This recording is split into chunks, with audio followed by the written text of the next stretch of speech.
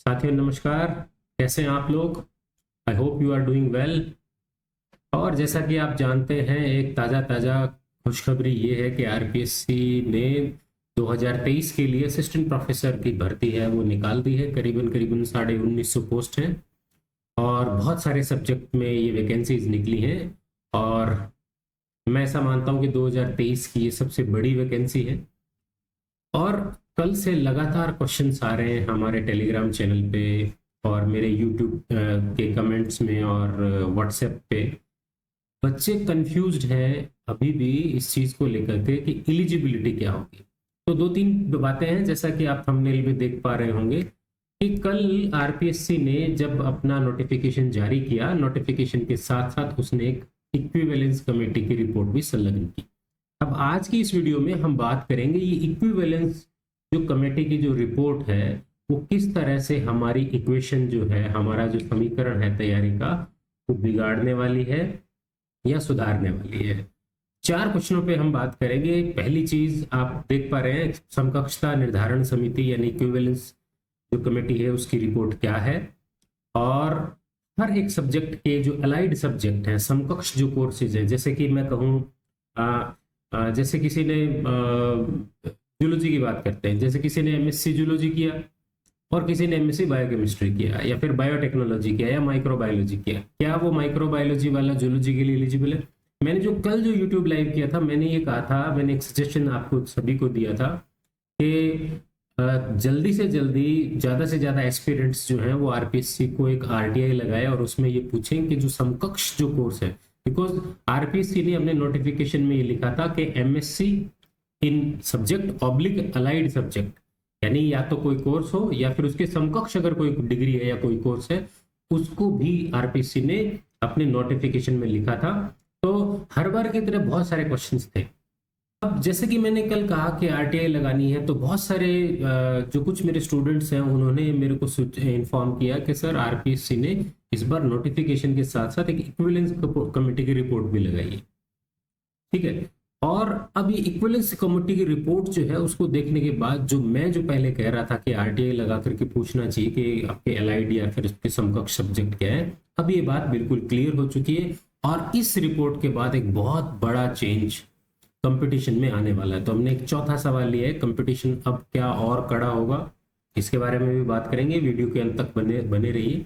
और in between मैं आपसे ये रिक्वेस्ट करना चाहूँगा कि अगर आपको हमारे यूट्यूब चैनल का कंटेंट अगर पसंद आता है तो प्लीज़ आप लाइक करें, शेयर करें, सब्सक्राइब करें। हमारे ऐप का जो लिंक है वो भी हमने डिस्क्रिप्शन में दिया है। आरपीएससी फर्स्ट ग्रेड और असिस्टेंट प्रोफेसर की भर्ती को लेकर कुछ कोर्सेज हम जारी करने वाले हैं। आरपीएससी फर्स्ट ईयर के कुछ कोर्सेज पहले से चल रहे हैं, तो उसको भी आप देख सकते हैं। तो चलिए अपन अपनी बात कंटिन्यू रखते हैं। तो सबसे पहले हम बात करते हैं कि ये इतनी इंपॉर्टेंट क्यों है। कुछ लोग कह रहे हैं कि नहीं सर ये ऐसा ही है, लेकिन बात इसलिए सीरियस हो जाती है कि आरपीएससी ने अपने नोटिफिकेशन के साथ अपनी वेबसाइट पर इस समकक्षता समिति निर्धारण समिति की रिपोर्ट को साझा किया। अब कुछ बच्चों के कमेंट आ रहे हैं कि नहीं सर अभी तो ये खाली रिपोर्ट है, इसके जो हायर एजुकेशन डिपार्टमेंट है ग्रुप 4, वो जब इसको अडॉप्ट करेगा, अप्रूव करेगा, तब ये लागू होगा। तब ये लागू होगा या कब होगा, ठीक है, उनकी बात में भी थोड़ा बहुत एक हल्का फुल्का दम सा लगता है। लेकिन अगर आरपीएससी अपनी वेबसाइट पे नोटिफिकेशन के साथ ही अपलोड करती है तो ऐसे में इसके मायने बहुत बढ़ जाते हैं। तो चलिए हम देखते हैं कि ये समकक्षता निर्धारण समिति की रिपोर्ट क्या कहती है। तो जैसा कि आप देख पा रहे हैं, हम अब आ चुके हैं आरपीएससी की वेबसाइट पे। और अगर आप देखेंगे तो जब हम ये स्क्रॉल कर रहे हैं तो आप ये देखेंगे, ये है एडवर्टाइजमेंट कल का, ये वाला आप देख पा रहे होंगे। और उसके जस्ट ऊपर ये वाला जो है वो है report of equivalence committee as per UGC regulation. Because UGC जो है वो जो न्यूनतम योग्यताएं हैं वो डिसाइड करता है। और यूजीसी का 2018 का जो रेगुलेशन है उसमें बहुत सारे अलाइड सब्जेक्ट जो हैं उनके लिए भी रास्ता खोला गया है। फॉर क्या है, असिस्टेंट प्रोफेसर कॉलेज एजुकेशन 2023। अब ये बात इस चीज को क्लियरली इंडिकेट करती है। और फिर भी कुछ बच्चे कह रहे हैं कि नहीं सर ऐसा कुछ नहीं, तो मुझे इस बात में बिल्कुल दम नहीं लगता। आरपीएससी ने एकदम क्लियर कर दिया है, 22 तारीख को पहले नोटिफिकेशन डाला और उसके बाद जस्ट डाला इक्विवेलेंट कमेटी की रिपोर्ट। तो ऐसे में एक खास बात बनता। अब चलिए इक्विवेलेंस रिपोर्ट कमेटी की रिपोर्ट पे आ जाते हैं। ये है इक्विवेलेंस कमेटी की रिपोर्ट, आप देख पा रहे होंगे। चलिए इक्विवेलेंस कमेटी की रिपोर्ट क्या कहती है इस बात पे और गौर कर लेते हैं। ये सरकारी ऑर्डर है जैसा कि आप देख पा रहे हैं। बहुत जल्दी से हम बात करेंगे। 31 अक्टूबर 2022 को ये ऑर्डर है वो जारी हुआ है। 31 अक्टूबर 2022। चलिए ये लीजिए 31 अक्टूबर को हुआ है। ठीक है, क्या कह रहा है ये? संयुक्त सचिव लिख रहे हैं उच्च शिक्षा विभाग ग्रुप 4। ये किसको लिख रहा है? यूजीसी रेगुलेशन 2008 के अनुसार विभिन्न पाठ्यक्रमों की समकक्षता निर्धारण। समकक्षता का मतलब कौन कौन से पाठ्यक्रम एक दूसरे के समकक्ष है। जैसे मान लीजिए किसी ने एमए किया ट्रांसलेशन में, ठीक है, और पहले होता था कि साहब ट्रांसलेशन में जिसने एमए कर लिया वो हिंदी की पोस्ट के लिए एलिजिबल नहीं था, योग्य नहीं था। पिछली बार की भर्ती में भी ऐसा हुआ है और बहुत सारे हैं। जैसे हम साइंस की बात करें, बायोकेमिस्ट्री में किसी ने अगर कर लिया या बायोटेक्नोलॉजी में कर लिया, वो ना जूलॉजी में एलिजिबल है ना बॉटनी के लिए एलिजिबल है। किसी ने अप्लाइड मैथमेटिक्स में कर लिया, वो मैथमेटिक्स की भर्ती के लिए एलिजिबल नहीं है। किसी ने अप्लाइड फिजिक्स में कर लिया या फिर किसी ने एस्ट्रोफिजिक्स में एमएससी कर ली। और ये जो डिग्रियां जिनकी मैं बात कर रहा हूँ ये कहाँ से होती हैं? जो अच्छे विश्वविद्यालय, जो केंद्रीय विश्वविद्यालय हैं, वहाँ हमारे जो मेन हार्डकोर सब्जेक्ट जो हमारे राजस्थान में चलते हैं, हमारे जो सरकारी कॉलेजेस में चलते हैं, उनसे अलग बहुत सारे कोर्सेज चलते हैं। तो पहले ऐसा होता था कि जैसे किसी बच्चे ने अगर एमएससी एनिमल डाइवर्सिटी में कर लिया, एनिमल या फिर वाइल्ड लाइफ कंजर्वेशन में कर ली, तो जब राजस्थान में वैकेंसी निकलती थी तो वो उसके लिए योग्य नहीं हो पाता था। इसकी समकक्षा के निर्धारण करने के लिए क्या कहती है रिपोर्ट? रिपोर्ट ये कह रही है कि विभिन्न पाठ्यक्रमों की समकक्षता निर्धारण करने के लिए गठित समिति की रिपोर्ट का अनुमोदन आयुक्तालय कॉलेज शिक्षा द्वारा। इसका अनुमोदन कौन कर रहा है? अप्रूव किसने कर दिया है? आयुक्तालय कॉलेज शिक्षा द्वारा कर दिया गया है। समिति की रिपोर्ट आवश्यक व अग्रिम कार्रवाई कर आपको प्रेषित है। किसको भेज रहे हैं? ये प्रतिलिपि किसको दे रहे हैं? आयुक्तालय कॉलेज शिक्षा को दे रहे हैं। और ये गई है किसको गई है? संयुक्त सचिव को गई है, उच्च शिक्षा ग्रुप 4। ठीक है, बात में थोड़ा सा दम ये लगता है कि उच्च शिक्षा ग्रुप 4 ने इसका अप्रूवल किया कि नहीं किया, लेकिन अगर आरपीसी ने किया इसका मतलब ये सक्षम स्तर पर अनुमोदित है, अप्रूव्ड है। चलिए क्या है, कौन कौन है साहब इस कमेटी में, ज्यादा डिटेल नहीं करेंगे। ये कोई 21/9/22 को 6 बजे ऑनलाइन हुई थी। प्रोफेसर अजय शर्मा है, संजय लोढ़ा जी हैं, बीएल सैनी जी, कपिल देव और शैला मान जो ज्वाइंट डायरेक्टर है higher education department, college education department के अंदर। उन्होंने 5 लोगों की ये समिति है। इन्होंने कुछ चीजें ये ली है। ध्यान रखने की बात है, बिजनेस एडमिनिस्ट्रेशन पे कोई कोर्ट केस चल रहा है, बिजनेस एडमिनिस्ट्रेशन पे, इसके लिए इन्होंने अभी इसमें निर्णय नहीं लिया है। ठीक है, क्या कहती है अब देखिए, काम की बात क्या है, क्यों ये इतनी काम की बात है, क्यों मैं वो बात कर रहा हूं कि आपके सब्जेक्ट जो है वो कौन कौन से हैं, इस बात को जानना बहुत जरूरी है। और अब क्या कंपटीशन कड़ा होगा, मैं ये मानता हूँ बहुत कड़ा होगा। क्यों कि पहले जो स्टूडेंट्स जो सेंट्रल यूनिवर्सिटी से, और सेंट्रल यूनिवर्सिटी इसमें कोई शक नहीं है, कोई जैसे जेएनयू से पास आउट है या फिर कोई बीएचयू से पास आउट है, उसने फिजिक्स की बजाय अप्लाइड फिजिक्स से किया है वहां पे, या फिर कोई एस्ट्रोफिजिक्स से आईआईटी से एमएससी किया है जिसने, तो पहले तो जो केवल एमएससी फिजिक्स था वही इसके लिए एलिजिबल था। एस्ट्रोफिजिक्स वाले, अप्लाइड फिजिक्स वाले एलिजिबल नहीं थे, लेकिन अब वो भी लाइन में आ गए। तो अब जो कंपटीशन है वो कड़ा होगा। लेकिन जो बाहर से करके आए हैं उनको जोर जो आएगा, जनरली अगर स्पीकिंग, अगर वो लंबे समय से इसके लिए विशेष तैयारी नहीं कर रहा है तो उनको जीके में जोर आएगा। ये थोड़ी सी राहत की बात जो हमारे यहाँ के जो जनरली जो कॉलेजेस से जो बच्चे पढ़ के जो इस एग्जाम की तैयारी करने के लिए लगे उनके लिए थोड़ा सा राहत इस बात के लिए मैं मान सकता हूँ। तो चलिए जल्दी से अलाइड सब्जेक्ट देख लेते हैं क्या है। जो इकोनॉमिक सब्जेक्ट में जो पहले एमकॉम इकोनॉमिक्स था या एमए इकोनॉमिक्स था या एमएससी इकोनॉमिक्स था, उसमें सबको इकोनॉमिक्स भी इक्विवेलेंट है, applied economics, development economics, regional, financial, business, और ये सारे इकोनॉमिक्स को उसके समकक्ष मान लिए गए। अगर किसी ने भी एमए, एमकॉम, एमएससी इन सब में किया है तो वो भी इकोनॉमिक सब्जेक्ट में भरने के पात्र है।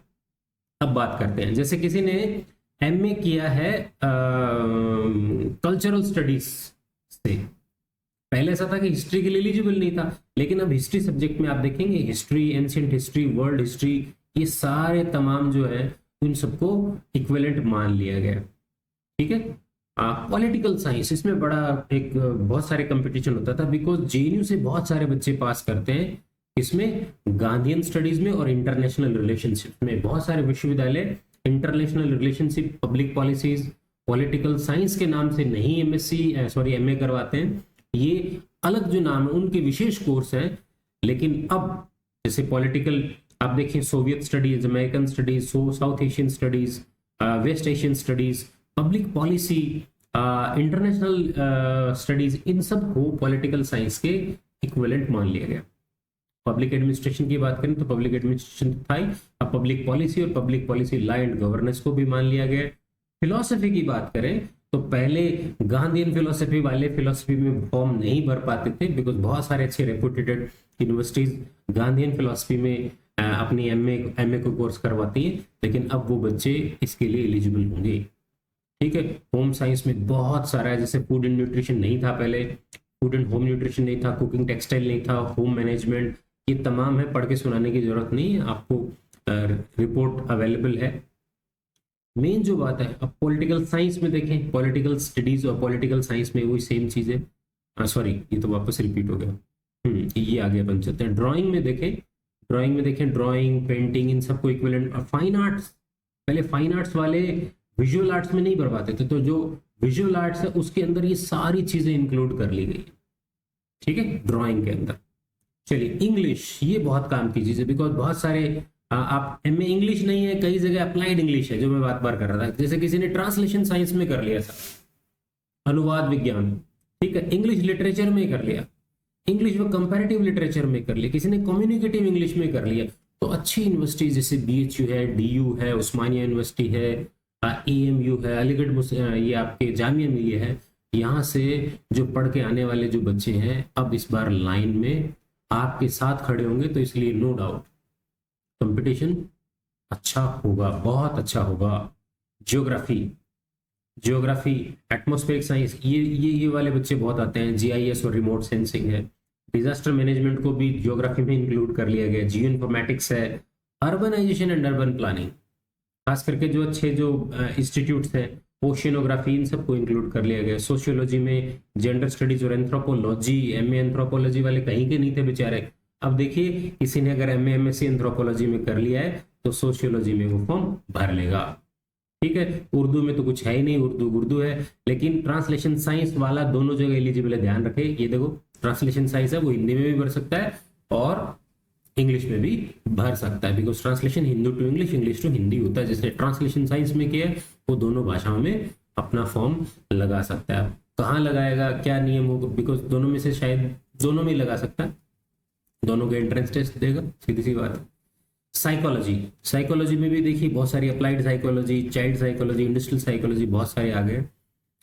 साइंस वालों की बात करते हैं, देखिए केमिस्ट्री में मैं कल वाले वीडियो में कह रहा था, बहुत सारे बच्चे अप्लाइड केमिस्ट्री में करते हैं, फिजिकल केमिस्ट्री में करते हैं, एनालिटिकल केमिस्ट्री में बहुत सारी जगह एमएससी होती है, एनवायरमेंटल केमिस्ट्री है, टेक्सटाइल केमिस्ट्री, ये सारे अब इक्विवेलेंट है केमिकल साइंस में, सब केमिस्ट्री से अप्लाई कर सकते हैं। फिजिक्स, अब देखिए ये तमाम जो सब एमएससी है वो फिजिक्स में अप्लाई कर सकते हैं। इसी तरह से जो मैंने कल बात की, जूलॉजी के लिए आप अगर किसी ने एमएससी जूलॉजी किया है, लाइफ साइंस किया है, एक्वाकल्चर किया है, एंटोमोलॉजी से किया है, जेनेटिक्स से किया है। अब एंटोमोलॉजी का मतलब क्या है, अगर किसी ने एग्रीकल्चर किया है वो भी शायद इसमें आ पाएगा, थोड़ा सा इसको डिटेल में देखना पड़ेगा, बिकॉज एमएससी एंटोमोलॉजी एग्रीकल्चर वाला भी होगा मेरे हिसाब से, no doubt. Biochemistry, environmental, bio engineering, सब होंगे। अब इसमें बहुत सारे जूलॉजी, बॉटनी में बहुत सारे सब्जेक्ट कॉमन होंगे। जैसे बॉटनी की बात करें, बायोटेक्नोलॉजी, एनवायरमेंटल स्टडीज, ये सारे वहाँ पे भी थे, बायोसाइंसेज वहाँ पे भी थे, जेनेटिक्स वहाँ पे भी थी, लाइफ साइंस, तो ये लाइफ साइंस बायोकेमिस्ट्री वाले दोनों में एलिजिबल है, जूलॉजी और बॉटनी, ठीक है। ये बहुत सारे सब्जेक्ट हैं। एडवांस फाइकोलॉजी, जेनेटिक इंजीनियरिंग में अगर किसी ने की है तो पहले जेनेटिक इंजीनियरिंग वाले को बेचारे को कोई नहीं पूछता था, वो अपना रिसर्च में घूमता रहे, कोई जेआरएफ वेआरएफ के लिए तैयारी करे, अब्रॉड जाए, लेकिन अब उसको राजस्थान में ही असिस्टेंट प्रोफेसर के लिए लायक मान लिया गया है। मैथमेटिक्स में भी हम देखें, बिग डाटा एनालिसिस, जो मॉडर्न जो सब्जेक्ट हैं उनको एक्चुअल मैथमेटिक्स जो है, अप्लाइड मैथमेटिक्स है, कंप्यूटेशनल मैथमेटिक्स है, इंजीनियरिंग मैथमेटिक्स है, डेटा साइंस है, इसको भी मैथ्स के इक्विवेलेंट मान लिया गया, वो मैथ्स में फॉर्म भर सकेंगे। जियोलॉजी के साथ साथ earth science, applied geology, remote sensing, ये सब जियोलॉजी के इक्विवेलेंट है। एबीएसटी, एमकॉम एबीएसटी, एमकॉम कॉमर्स और एमकॉम अकाउंटेंट एंड फाइनेंस, इन सब को एबीएसटी में, यानी किसी ने एमकॉम कॉमर्स अगर किया है तो वो सब में एलिजिबल है। बहुत सारे यूनिवर्सिटीज एमकॉम कॉमर्स में करवाते हैं, प्योर कॉमर्स में। ईएएफएम वाले ईएफएम के लिए तो है, लेकिन कॉमर्स वाले फिर अगेन यहाँ एलिजिबल है। Business economics, banking and business economics अगर किया है तो वो यहाँ होंगे, इकोनॉमिक्स में नहीं है। अब जो बात बिजनेस एडमिनिस्ट्रेशन वाले, ये देखिए बिजनेस एडमिनिस्ट्रेशन वाले ये सारे कॉमर्स वाले चले, कॉमर्स वाला तीनों में जा रहा है।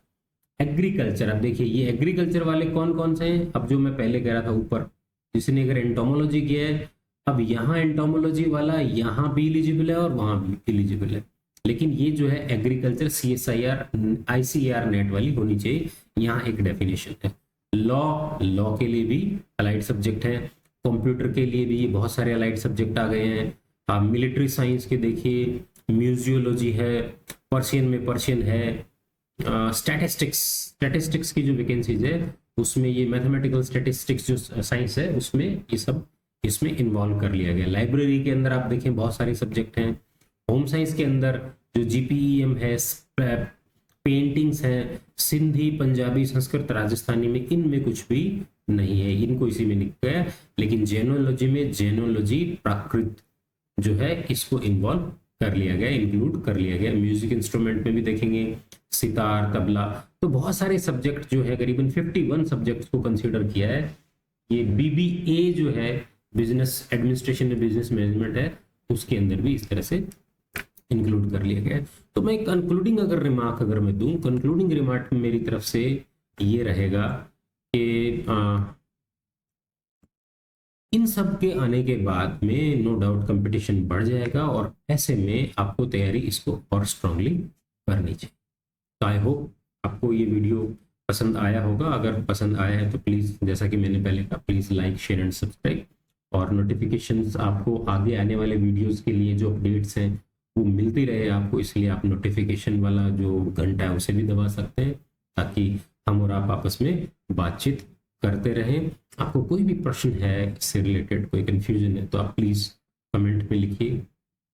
और ये जो चेंजेस है मुझे लगता है बहुत बड़ा चेंज साबित होगा और इससे एग्जाम की जो क्वालिटी है, जो कंपटीशन जो है, दो तरह के कंपटीशन है मैं मानता हूँ, क्वालिटेटिव कंपटीशन एंड क्वांटिटेटिव। अब इन सब के आने से अब जो एग्जाम की जो क्वालिटी है, जो कंपटीशन की जो क्वालिटी है वो और बढ़ जाएगी। चलिए आगे फिर मिलते हैं अगले किसी और दूसरे किसी वीडियो में, तब तक के लिए धन्यवाद, जय हिंद।